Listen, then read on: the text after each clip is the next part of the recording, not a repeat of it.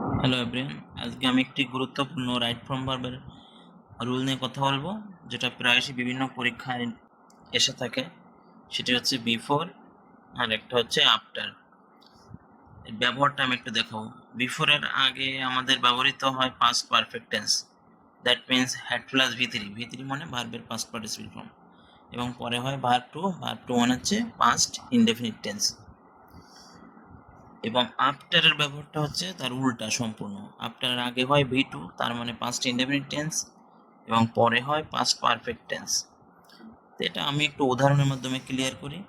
Easy মানে কোনো কিছু উদাহরণ দিতে গেলে ইজি লিখতে হয়। এক্সাম্পলি গ্রাসিয়া, the patient had died before the doctor came.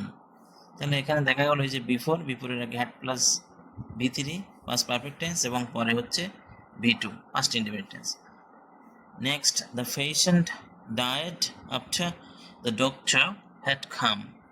এখানে after এর আগে died, এটা হচ্ছে ভি2 past indefinite tense, এবং পরে হচ্ছে had plus ভি3, এটা past perfect tense.